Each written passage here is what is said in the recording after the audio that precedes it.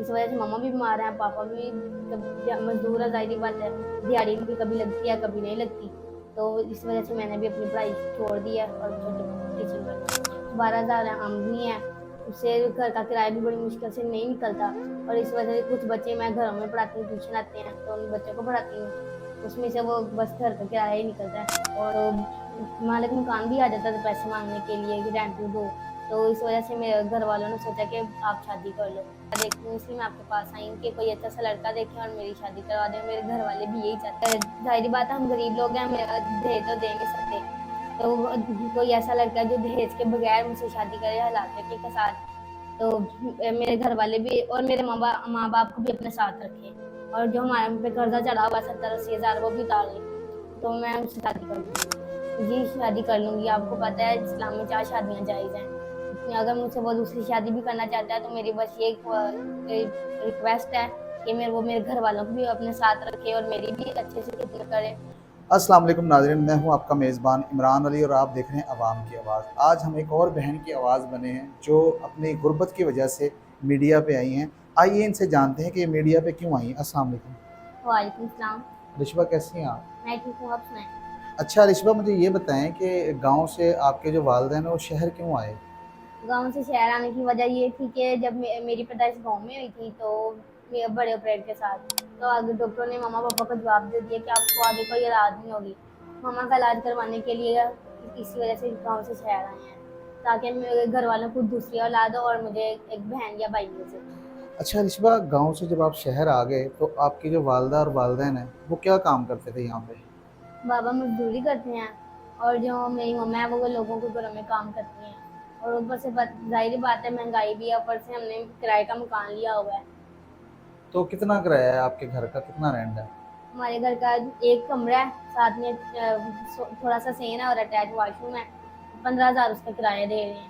तो 15,000 तो किराया हो गया ना, बिल वगैरह डाल के कितने बन जाते हैं एक मंथ के? बिल भी आ जाते हैं, कभी 8-10 हज़ार बिजली का आ जाता है और गैस का भी जाहिर बात है कि सर्दियाँ आपको पता है, सर्दियों में ज़्यादा गैस आता है, तो गैस का भी अच्छा खासा आ जाता है। और कुल मिलाकर 70-80 हज़ार है। बड़ी मुश्किल से टीचिंग की जॉब मिली है छोटे बच्चों को पढ़ाने के लिए। मैं बच्चों को पढ़ाती हूँ। और तो अच्छा लिशबा, आप बच्चों को पढ़ाती हैं, आपकी एजुकेशन आप कितना पढ़ी हुई हैं? मैं मैट्रिक पढ़ी हुई हूँ। आज मुझे आगे पढ़ने का शौक था और घर के हालात देख के बाबा बीच में बीमार आने लगे हैं और मम्मा भी। वो मम्मा जो घरों में काम करने जाती थी उसमें से कुछ आ जाते, वो तो घर का अखराजात हो जाते थे। इस वजह से मम्मा भी बीमार हैं, पापा भी मजदूर है, ज़ाहिर बात है, दिहाड़ी इनकी कभी लगती है कभी नहीं लगती। तो इस वजह से मैंने भी अपनी पढ़ाई छोड़ दी है और छोटे टीचिंग करती हूँ। तो आप टीचिंग करती हैं तो आपको कितनी सैलरी मिलती है वहाँ से?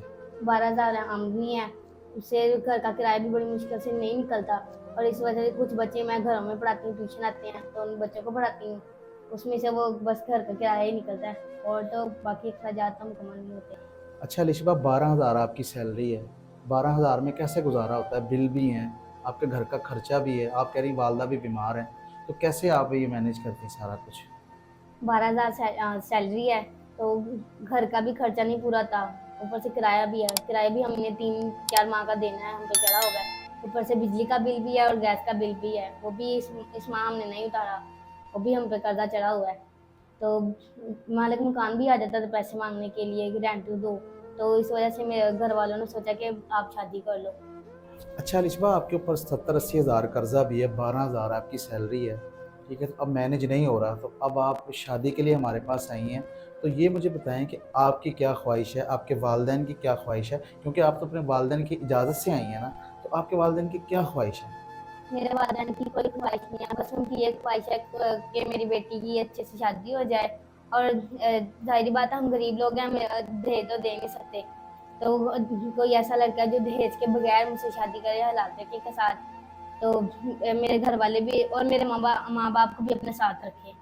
और जो हमारे पे कर्जा चढ़ा हुआ 70-80 हज़ार वो भी उतार ले, तो मैं उससे शादी कर लूँगी। अच्छा, आपके वालदेन को भी साथ रखे और आपकी अच्छी तरह से देखभाल भी करे और आपको जहेज़ की डिमांड ना करे, ऐसा शख्स आप चाहती हैं मुझसे शादी करे कोई, इसलिए आप हमारे पास आई हैं?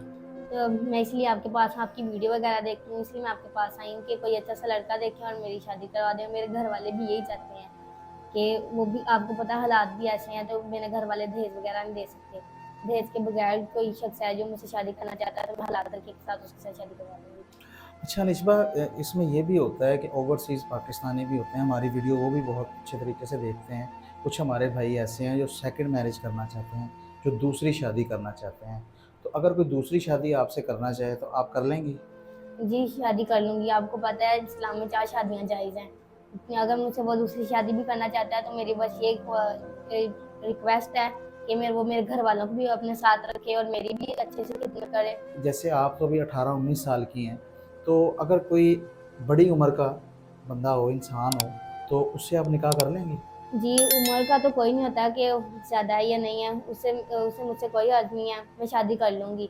बस ये है कि वो मेरी भी केयर करे और मेरे घर वालों की भी केयर करे और मुझे कुछ नहीं चाहिए इससे ज़्यादा। जी, तो नाज़रीन, गुफ्तगू आपने लिशबा की सुनी कि वालिदैन बीमार हैं, कैसे ये गाँव से शहर आते हैं इलाज के लिए, लेकिन इनके पास इतने पैसे नहीं होते इलाज के लिए। ये अकेली एक घर की वारिस हैं। तो जो भी शख्स इनसे शादी करना चाहता है, हलाल तरीके से निकाह करना चाहता है, जो इनका भी ख़्याल रखे, इनके वालिदैन का भी ख़्याल रखे और इनके ऊपर 70-80 हज़ार कर्ज़ा है, वो भी उतार दे, तो ये उनसे निकाह कर लेंगी। ऐज का कोई इशू नहीं है, कोई भी ऐज हो तो ये शादी कर लेंगी। दूसरी शादी भी किसी ने अगर करनी है तो ये कर लेंगी। और स्क्रीन पे नंबर हमारा चल रहा है, जिसने भाई ने भी शादी करनी है या इनसे रब्ता करना है, इस नंबर पे रब्ता करें। और इसी के साथ मुझे दें इजाज़त। अल्लाह निगहबान।